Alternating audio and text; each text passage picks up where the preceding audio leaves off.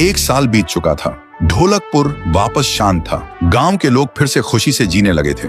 हर पूर्णिमा को लोग एक दिया जलाकर ठुन ठुन ठुन साहुर को याद करते थे। पर एक रात कुछ ऐसा हुआ जो फिर से सब कुछ बदल के रख दिया। लाशें फिर से मिलने लगी। हर 2 दिन बाद किसी न किसी के घर के सामने एक कटी हुई लाश पड़ी होती। गांव फिर से कांप उठा। एक दिन सब लोग महाराज के पास पहुंचते हैं और रो रो कर गांव की घटनाओं के बारे में बताते हैं। रात को महाराज 2 सेनापतियों से कहते हैं, जाओ और खोजो इस कांड के पीछे कौन है। लेकिन सुबह सिर्फ उनकी लाशें लौट कर आईं। एक का सिर था ही नहीं, दूसरे के पैर कट चुके थे।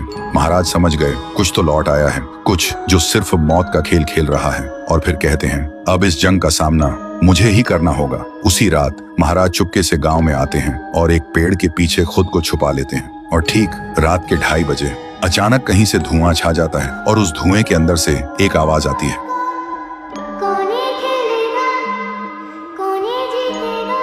और फिर धुएं के बीच से निकलती है एक गुड़िया, गोल आंखें, एक बेजान सी मुस्कान, लेकिन चेहरा मौत का पैगाम।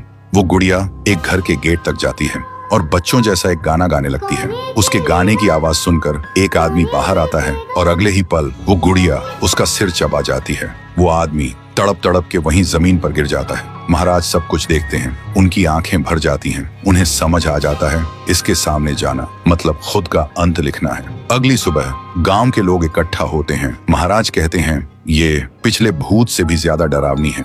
इसे सिर्फ वही हरा सकता है जो मौत को पहले ही हरा चुका है। और फिर एक पूर्णिमा की रात सब लोग दिया जलाकर पुकारते हैं, आप वापस आइए, आपके बिना ये गांव जिंदा तो है पर जीने जैसा नहीं। तभी एक आवाज गूंजती है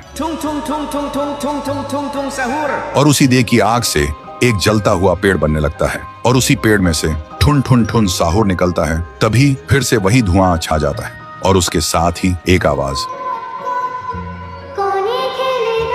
सब लोग घुटनों के बल गिर जाते हैं और कांपती आवाज में बोलते हैं, हमें बचाइए, वो आ गई है। ठुन ठुन ठुन साहुर एक जोरदार जंप करता है और सीधा उस धुएं में घुस जाता है और शुरू होती है एक आखिरी जंग। ठुन ठुन ठुन साहुर और गुड़िया की। जमीन कांपने लगती है, आसमान से बिजली गिरती है और जब धुआं हटता है तो दिखाई देता है गुड़िया बिखर चुकी थी। हाथ अलग, सिर अलग, पैर अलग। और तब से गांव में फिर से एक नई सुबह हुई। महाराज मुस्कुराए, गांव वाले जीने लगे और उस दिन के बाद ठुन ठुन ठुन साहुर सिर्फ एक भूत नहीं रहा, गांव का रक्षक बन गया। लेकिन उसी रात कुछ ऐसा हुआ जो किसी को भी पता नहीं चला। गुड़िया का सिर, हाथ, पैर अपने आप जुड़ने लगे थे और फिर वो वहां से चली गई। तो दोस्तों, अगर आप देखना चाहते हैं पीहू वर्सेस गुड़िया तो इस वीडियो को 1 लाख लाइक्स तक पहुंचा दो।